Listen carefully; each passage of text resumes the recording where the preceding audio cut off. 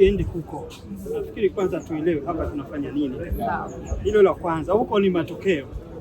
Hapa leo tumekutana viongozi wa nchi mbalimbali kuzungumzia jinsi ya kupambana na uharamia katika eneo la usafiri wa majini. Mwaka 2008 hapa Dar es Salaam, baada ya kuwa mwaka 2007 kuna mambo mengi ya uharamia. Maharamia hasa zile nchi za kule Somali na wapi, watu wanavamia kwenye meli, wanateka watu, wanaua watu. Mwaka 2018 tulikaa hapa tena tukaanza kutayarisha mipango na kanuni maalum za kulinda sekta ya usafiri majini. Ndio zikatengenezwa hizo kanuni zinazoitwa Djibouti Code of Conduct. Ni kanuni ambazo zinakuwa zinaangalia jinsi ya kupambana na uharamia kwenye bahari. Mwaka 2017 kanuni hizo zikabadilishwa kidogo kuhakikisha sasa hivi zinaangalia uharamia wa aina mbalimbali. Zamani tulikuwa tunaharamia watu wa kupanda melini, lakini sasa tunaangalia mambo ya madawa, mambo ya uvuvi haramu, yote yakaiko pale. Leo hii hapa tunakutana tena kuangalia sasa, je, tumefikia wapi? Changamoto zipi tunazokumbana nazo katika utekelezaji wa kanuni hizo? Ndio sababu unaona wamekuja watu kutoka eneo mbalimbali. Lakini mwaka jana, kama katibu mkuu alivyosema, mwaka jana kulikuwa na changamoto kubwa hasa kwenye maeneo ya IDC. Kulitokea kwamba pale kuna watu wanaingia kwenye meli, wanaua watu, mpaka ile njia kidogo watu wakawa na mashaka nayo. Matokeo yake ni nini? Matokeo yake kwamba kama watu hatupita Red Sea, itabidi meli zizunguke mbali na matumizi ya mafuta mengi, na matokeo yake ni kwamba bei za vitu vinapanda, bei ya mafuta inapanda, bei za vyakula vinapanda. Sasa serikali zote hizi hasa kwenye ukanda wetu Red Sea, Djibouti, Aden na maeneo yote yale, tunaweka mkakati wa kupambana na maharamia hawa ili bahari zetu ziwe salama. Matokeo yake bahari zikiwa salama, hata biashara inakuwa mzuri na wananchi wanapata bidhaa zao kwa bei nafuu zaidi. Kwanza uharamia, kabla hatujaenda, uharamia ukitokea hawapambani Tanzania, tunapanda kama jumuiya. Ndio unakuta hapa leo kwako watu kutoka Denmark, kuna watu kutoka Uingereza, kuna watu mbalimbali, kwa sababu wale wengine wana meli zao zinapita na sisi tunahitaji mahitaji yetu. Sasa inategemea kiwango cha uharamia, lakini uharamia ukiwa mkubwa hata meli haziwezi kuja hapa. Meli za mafuta haziwezi kuja, na meli zile ambazo zitajaribu kuingia na zikabahatika kufika, itasababisha kama leo mafuta lita 3,000 inaweza kufika 4,000 5,000. Itategemea kiwango cha uharamia.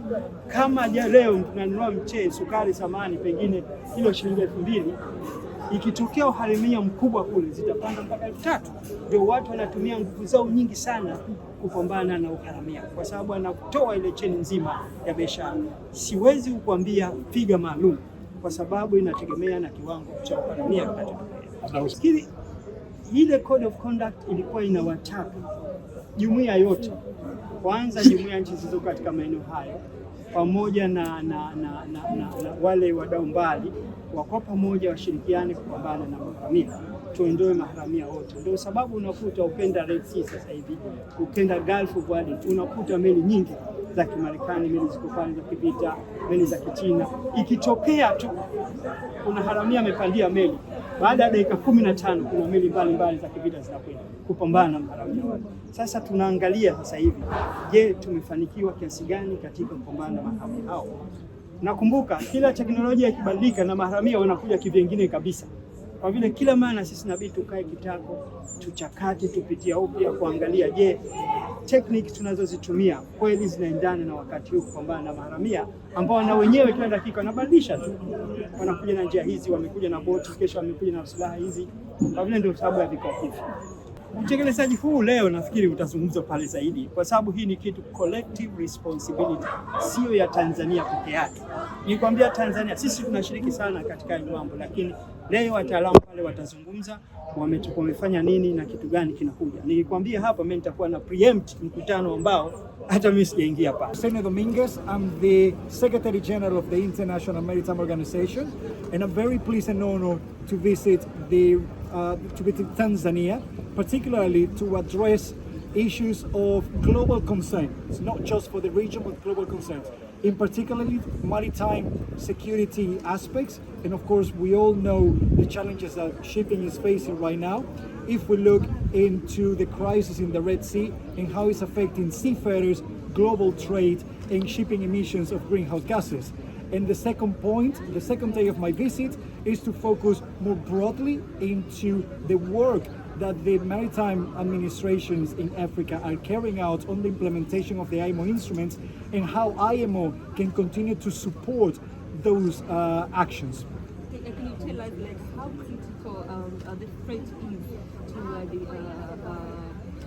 the Western Indian Ocean in terms of pirates, kind of how does it affect global trade? Any disruption in shipping affects global trade greatly. We just have to look right now into what is happening in the Red Sea and the Western Indian Ocean. Between 12 and 15% of global trade goes through this region every year. And right now, we have seen more than 90% of containerized trades being diverted and going around the Cape of Good Hope. And of course, this has a negative impact on seafarers first, then on the risk and the challenge of the global safety and freedom of navigation, and also an effect on all the global communities around the world because it increases the cost.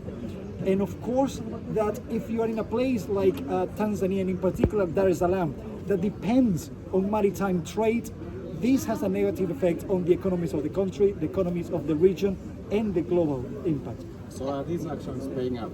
I mean, paying up the result that we want? Absolutely. The work of the International Maritime Organization with all its 176 member states is to enhance multilateralism, to look for solutions, to find new measures to increase the safe and secure shipping as we also maintain clean oceans, our responsibility with the environment, and how we support countries in the development. Because once you increase your maritime domain, you're also enhancing the benefits at national level, your economy, the way that you improve and increase the participation of the population in the national economy. So the measures that we take are based on the experience of the actions from the countries, in this particular case today, the Djibouti Code of Conduct, and how governance is enhanced in relation to maritime security, which is of importance not just for the region, but because of the impact it has in global trade. Tanzania, we have some institutes, maritime institutes and colleges as well, especially for students to learn matter related to maritime. So on how IMO will play a crucial part to enhance the standard of education which are offered within those institutions. It is important to recognize that one of the most critical assets for shipping, if not the most critical assets, is the seafarers and the whole maritime workforce. And at IMO, we have a convention, the STCW convention, that focuses on the training, watchkeeping and certification of all the people that work on board the vessels. And here is where we have continuous programs in order to allow the countries and facilitate the enhancements of the maritime training. We also provide technical assistance, particularly as we move towards the decarbonization of shipping, and we know that there are additional factors that will play a part in relation to upscaling the training of the seafarers in order to be able to accommodate and manage and operate ships that are going to be trading now with new alternative fuels as well as new technologies.